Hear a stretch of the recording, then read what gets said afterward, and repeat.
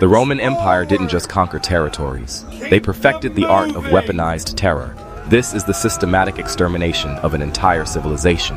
And what you're about to hear will completely shatter everything you thought you knew about ancient Rome. Only the beginning of a reign of terror that would last for centuries.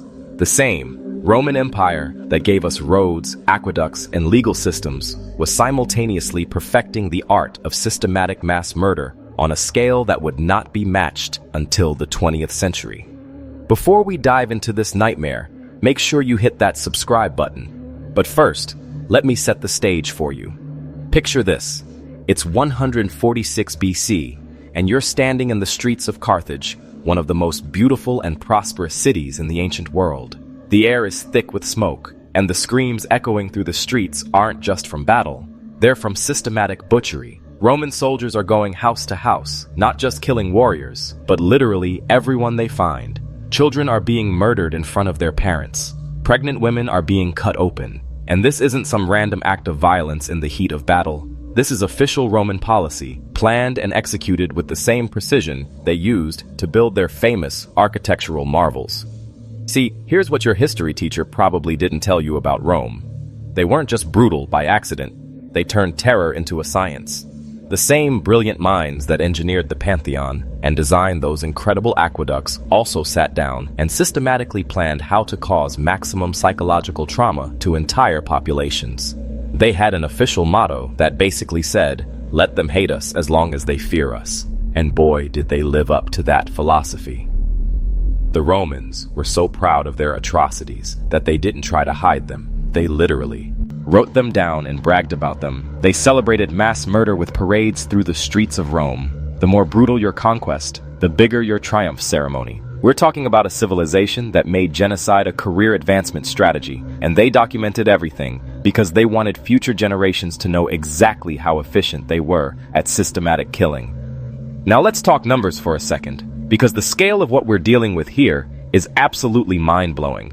Conservative estimates put Roman civilian casualties at over 15 million people during just the Republican and early Empire periods. That's not soldiers dying in battle, that's innocent men, women, and children systematically slaughtered as a matter of policy. And remember, this is with ancient technology. No machine guns, no bombs, no gas chambers, just swords, spears, and the kind of calculated cruelty that would make serial killers take notes.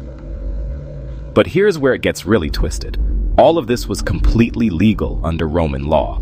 They had this concept called hostis humani generis, enemy of all mankind, which basically meant that once they decided you were their enemy, literally anything they did to you was not only legal, but praiseworthy. Torture, legal. Mass murder, celebrated. Complete cultural annihilation, Tuesday. Our first stop on this tour of horror takes us to Carthage in 146 BC, and what happened there was so systematic and complete that archaeologists today struggle to find traces of the original city. This wasn't just a military victory. This was industrial-scale cultural murder, and it was planned with mathematical precision. The Third Punic War wasn't really about military threat. Carthage at this point couldn't have conquered a small Italian village, let alone challenge Rome. But there was this Roman senator named Cato, who ended every sin. The speech he gave with the same phrase, Carthage must be destroyed, not defeated, not conquered, destroyed, and he meant every word of it. Carthage represented everything Rome hated, a successful alternative model of civilization, a reminder that their way wasn't the only way, and honestly, a culture that was probably more sophisticated than Rome in many ways.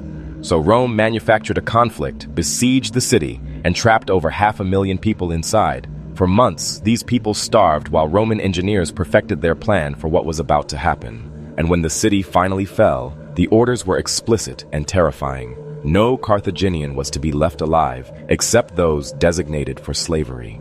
What happened next was 6 days and nights of continuous, systematic murder. The Romans divided the city into sectors and assigned specific legions to each area. They went house by house, street by street, with military precision. This wasn't chaotic slaughter. This was organized butchery, planned with the same efficiency Romans used for their military supply lines. Families were dragged out and executed in order. First the fathers, then the mothers, then the children, so each person had to watch their family die before their turn came. But here's the part that really shows you how calculated this was. They even planned the body disposal logistics ahead of time. Roman quartermasters had calculated how many corpses would need to be moved and where to put them. They treated mass murder like a construction project, and they were efficient as hell at it. Over 400,000 people were systematically butchered in those 6 days, and the Romans documented every detail because they were proud of their work. And they weren't done. After the killing came the cultural obliteration phase. For 11 days, Roman engineers systematically demolished every single building in Carthage. Not just knocked them down, they took them apart stone by stone with mathematical precision. Libraries were burned, temples re-destroyed, artwork was smashed, and anything that could tell future generations that Carthaginian civilization had ever existed was eliminated. They even performed ritual curses on the site to ensure it would remain barren forever. The 50,000 survivors who were designated for slavery weren't just regular slaves. They were classified as deditici, which meant they had absolutely no legal rights and could be killed by anyone at any time without consequence. Even in Roman society, which was built on slavery, these people were at the very bottom, barely considered human. But here's the truly chilling part. This same year, 146 BC, the Romans did the exact same thing to Corinth in Greece. Same methods, same systematic approach, same complete cultural annihilation. This wasn't a one-off atrocity. This was a coordinated campaign to send a message to the entire Mediterranean world about what happened to civilizations that dared to be different from Rome. The destruction of Corinth was actually worse in some ways because the Romans had learned from their Carthage experience and refined their techniques. Corinth was the leader of the Achaean League and the cultural heart of Greek civilization. The Romans targeted it specifically because they wanted to break the spirit of Greek independence forever, and they succeeded beyond their wildest dreams. When Corinth fell, every adult male in the city was executed, regardless of whether they had participated in the resistance. But the women and children faced something arguably worse. They were enslaved specifically for sexual exploitation and systematically separated from each other to destroy family bonds and Greek cultural identity. Children were torn from their mothers' arms and sold to buyers across the Mediterranean, ensuring that Greek culture would die with the current generation. The cultural heritage destruction at Corinth was breathtaking in its scope and cruelty. Roman soldiers took priceless Greek artwork, sculptures, and paintings that represented centuries of human artistic achievement, and literally used them as game boards for dice. Ancient Greek libraries containing the intellectual treasures of classical philosophy and science were burned in massive bonfires that lit up the sky for days. The Romans spent weeks systematically destroying every building, and like Carthage, they cursed the site and declared it uninhabitable. The psychological impact was exactly what Rome intended. Other Greek cities immediately surrendered rather than face the same fate, and Greek political independence was crushed for centuries. But the real tragedy was the cultural loss. We'll never know how much human knowledge and artistic achievement went up in those flames. Now, if you think that was bad, wait until you hear about Julius Caesar's campaigns in Gaul, because this is where Roman systematic murder really hit its stride. Caesar himself bragged that he had killed over 1 million Gauls and enslaved another million, and he wrote this down in his own memoirs like it was a sports statistic he was proud of. This wasn't just military conquest. This was systematic ethnic cleansing designed to advance Caesar's political career in Rome. Caesar's Gallic wars weren't defensive. They were wars of extermination, planned as industrial killing operations. He had developed techniques that were so efficient at eliminating entire populations that they became the standard Roman model for dealing with barbarian tribes. And the casualty numbers are staggering, even by ancient standards. Take the Helvetii, a Celtic tribe that was trying to migrate to find better farmland. They weren't attacking Rome or even Roman territory. They just wanted to move. Caesar intercepted him with around 368,000 people, including families, elderly, and children. When the dust settled, only 110,000 were still alive, and those survivors were forced to return to their original territory as slaves. That's a 70% casualty rate for people who were literally just trying to move to a different area. But Caesar's real masterpiece of systematic cruelty was what he did to the Eburones tribe. Their leader Ambiorix had the audacity to defeat a Roman legion in battle, so Caesar decided to make an example that would terrify every other tribe in Gaul. He didn't just attack the Eburones, he systematically eliminated them as a people. Roman forces swept through their territory, killing every man, woman, and child they could find. They burned crops, poisoned wells, and destroyed anything that could sustain life. The Eburones tribe simply ceased to exist after Caesar was done with them. At Avaricum, Caesar besieged a fortified town with about 40,000 inhabitants.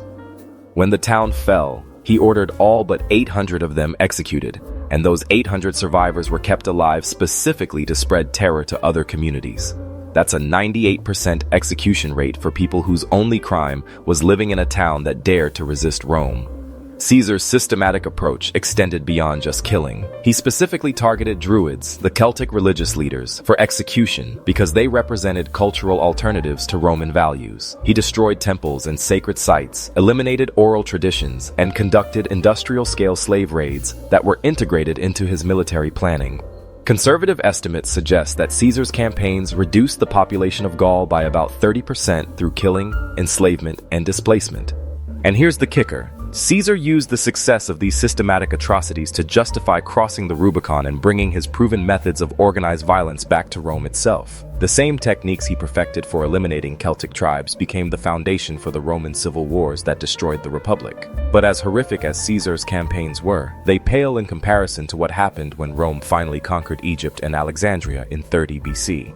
What occurred there was arguably the greatest cultural disaster in human history, and it set back human intellectual progress by centuries. Alexandria wasn't just another city. It was the intellectual capital of the ancient world. The Great Library of Alexandria contained between 400,000 and 700,000 scrolls, representing virtually all of human knowledge accumulated over centuries. The Museum of Alexandria was essentially the world's first university, where scholars from across the Mediterranean came to study mathematics, astronomy, medicine, and philosophy. This was the center where human civilization pushed the boundaries of what was possible, and Rome systematically destroyed it all. When Octavian's forces entered Alexandria, they didn't just conquer the city, they specifically targeted its intellectual infrastructure. Scholars were executed en masse to eliminate any potential intellectual resistance to Roman rule. The systematic destruction of knowledge wasn't accidental collateral damage, it was deliberate cultural warfare designed to eliminate alternatives to Roman thought. Roman soldiers used ancient scrolls as fuel for their fires and as packing material for their supplies. Manuscripts containing irreplaceable mathematical proofs, astronomical observations, and medical knowledge that took centuries to develop were casually burned or thrown away. Laboratory equipment was destroyed, observatories were dismantled, and the greatest collection of human knowledge ever assembled was scattered to the winds in a matter of days. The destruction of the museum was particularly devastating because it eliminated not just books but living knowledge traditions. Ancient scholars who carried centuries of intellectual tradition in their heads were killed or enslaved, taking their expertise to the grave. Advanced surgical techniques, pharmaceutical knowledge, and scientific instruments were lost forever. This wasn't just conquest. It was intellectual vandalism on a scale that humanity has never recovered from. We lost mathematical concepts, scientific discoveries, literary works, and philosophical insights that we're still trying to rediscover today.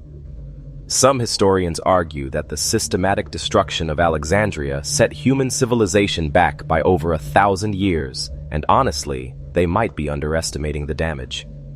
The forced suicides of Mark Antony and Cleopatra weren't just political executions. They symbolically ended Egypt's independence and marked the completion of Rome's systematic elimination of alternative civilizations in the Mediterranean. Egypt became nothing more than Rome's granary, its ancient culture reduced to exotic entertainment for Roman tourists. Moving north to Britain, we encounter what might be the most psychologically sophisticated terror campaign in Roman history during their suppression of Boudicca's rebellion in 60 to 61 CE. The rebellion itself was triggered by Roman abuses so extreme that they shocked even other Romans. The queen was publicly flogged, and her daughters were raped as punishment for their father's resistance to Roman taxation. When the Iceni and other British tribes rose in revolt, they initially achieved stunning success, destroying Roman settlements and killing an estimated 70,000 Roman colonists and collaborators. But the Roman response, led by Governor Suetonius Paulinus, was designed not just to crush the rebellion, but to create generational trauma that would prevent future resistance. The final battle at Watling Street was less a military engagement than a systematic massacre. After defeating the British forces, Roman legions spent days hunting down fleeing Britons, making no distinction between combatants and civilians. An estimated 80,000 British people were killed in the aftermath of the battle, and the killing continued for weeks as Roman forces conducted reprisal operations against tribes that had supported the rebellion. But the real horror was what happened to the survivors. Entire communities were enslaved regardless of their actual participation in the rebellion. The Romans systematically destroyed British religious sites, executing druids and burning sacred groves that were central to Celtic spiritual life. They implemented agricultural warfare, burning crops and killing livestock to create famine conditions that would weaken the population's ability to resist. The systematic nature of the Roman response is evident in archaeological evidence we can still see today. Mass graves from this period have been discovered across Britain, and settlement sites show evidence of systematic burning and destruction. The population impact was so severe that estimates suggest Britain lost about 15% of its total population during the suppression of Boudicca's rebellion. But perhaps the most calculated and systematic of all Roman atrocities occurred during their suppression of the Bar Kokhba revolt in Judea from 132 to 136 CE. What happened there was essentially Rome's attempt at a final solution to what they saw as the Jewish problem, and it was planned and executed with terrifying efficiency. The revolt was triggered by Emperor Hadrian's decision to build a Roman colony on the site of Jerusalem and construct temples to Roman gods on the holiest Jewish sites. But the Roman response, led by experienced General Sextus Julius Severus, went far beyond military necessity. This was systematic extermination designed to eliminate Jewish identity itself. Severus developed siege tactics specifically designed to maximize civilian casualties through prolonged starvation rather than quick military victory. His forces systematically sealed caves where Jewish families had taken refuge, creating mass graves that archaeologists are still discovering today. The death toll was staggering. Over 580,000 people killed, representing approximately half the population of the region. But the killing was just the beginning. The Romans systematically demolished 985 villages and renamed cities and regions to eliminate historical connections to Jewish identity. They banned traditional Jewish practices throughout the empire and executed religious leaders en masse. Property was confiscated, Jews were excluded from markets and trade, and entire areas were left uninhabited for decades. The impact was so severe that Jewish political independence wouldn't be restored for over 1,800 years. This wasn't just military conquest. This was systematic cultural annihilation carried out with industrial efficiency, and it became the template for ethnic cleansing campaigns throughout history. Now let's talk about some of the specific techniques Romans developed for systematic terror, because their innovations in organized cruelty influenced military strategy for over a millennium. The most famous example is what happened after Spartacus's slave rebellion was crushed in 71 BC. The Roman response wasn't just to execute the captured rebels, it was to create a 100-mile-long monument to Roman cruelty along the Appian Way. 6,000 captured rebels were crucified along this major Roman road, spaced at regular intervals so that travelers would pass decomposing bodies for the entire journey between Capua and Rome. This wasn't random brutality, it was calculated psychological warfare planned with the same attention to detail Romans brought to their engineering projects. The logistics alone were staggering, manufacturing 6,000 crosses, transporting them to precise locations, and coordinating simultaneous executions across 100 miles of territory. Crucifixion itself was designed for maximum psychological impact rather than efficient execution. The process was deliberately slow, causing days of agony, and the crosses were positioned along major roads so the suffering would be as visible as possible. Roman engineers treated mass torture as an administrative efficiency problem, and they solved it with typical Roman thoroughness. The bodies were left up for months, creating a corridor of death that served as a permanent reminder of Roman power. Travelers couldn't avoid seeing the consequences of challenging Rome, and the psychological impact was exactly what Roman leaders intended. This single act of systematic terror became legendary and influenced Roman military doctrine for centuries. But even more twisted was the Roman practice of decimation, a disciplinary technique used on their own legions that reveals just how systematically Romans approached psychological manipulation. When a Roman unit showed cowardice or mutinied, every 10th soldier would be beaten to death by his comrades. This wasn't just punishment. It was sophisticated psychological warfare designed to bind the survivors together through shared trauma and guilt. The selection process was random, so good soldiers died alongside bad ones, creating collective responsibility for the unit's behavior. Survivors were forced to participate in killing their friends and brothers in arms, creating psychological bonds that made future resistance almost impossible. The Romans had essentially weaponized survivors' guilt and turned it into a tool for military discipline.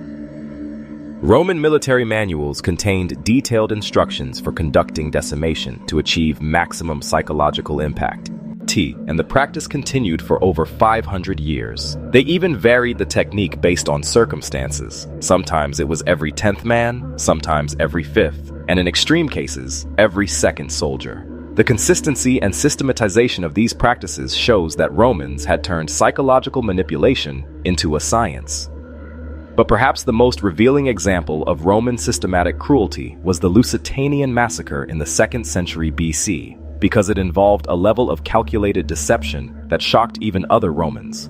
The Lusitanians in the Iberian Peninsula had been conducting effective guerrilla warfare against Roman forces, using hit-and-run tactics that made conventional military victory difficult. Roman governor Servius Sulpicius Galba spent months developing an elaborate deception campaign that exceeded even normal Roman standards for treachery. He spread propaganda throughout Lusitanian territory, claiming that Rome wanted peace and was prepared to offer land and citizenship to Lusitanian families. For months, Roman negotiators worked to convince Lusitanian leaders that cooperation would benefit their people.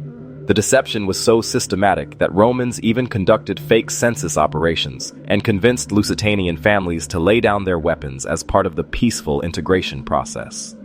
Over 30,000 Lusitanians gathered in 3 separate groups for what they believed were final negotiations that would secure their futures under Roman rule.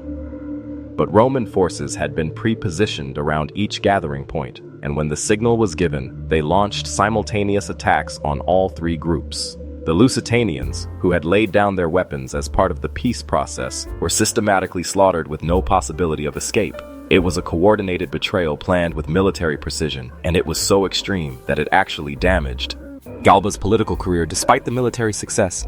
The few thousand survivors were enslaved and sold throughout the Mediterranean, and the deception techniques Galba pioneered became standard Roman practice for dealing with guerrilla resistance.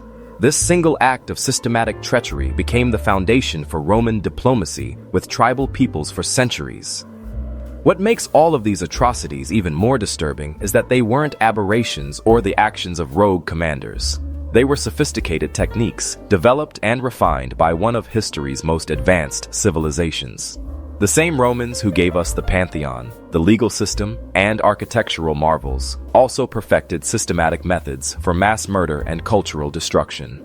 These atrocities were celebrated in Roman society, commemorated with triumph parades, and used to advance political careers. Roman law provided detailed frameworks for normalizing systematic violence against designated enemies, and Roman religious authorities provided spiritual justification for cultural destruction.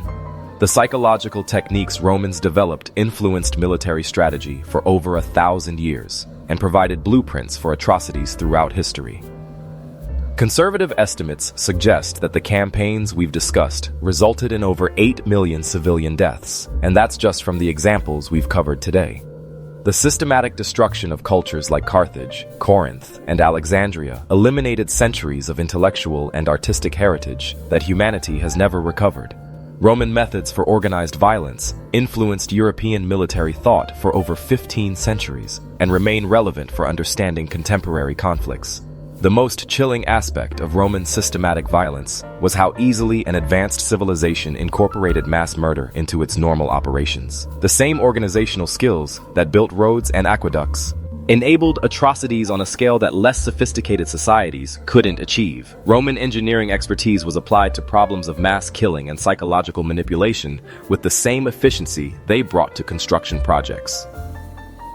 This serves as a warning about the fragility of institutions that prevent systematic violence and the importance of vigilance in recognizing and preventing similar patterns in our own time. The Roman example shows us that civilization and systematic cruelty aren't opposites. They can be partners, and when they are, the results are horrifying beyond imagination. The techniques Romans developed for systematic terror, cultural destruction, and psychological manipulation didn't die with their empire. They became part of the toolkit of organized violence that has been used throughout history, and understanding these patterns remains essential for recognizing and preventing similar atrocities in the modern world. Rome's legacy isn't just roads and laws. It's also a masterclass in how civilized societies can systematically destroy other civilizations, and that's a lesson we ignore at our own peril.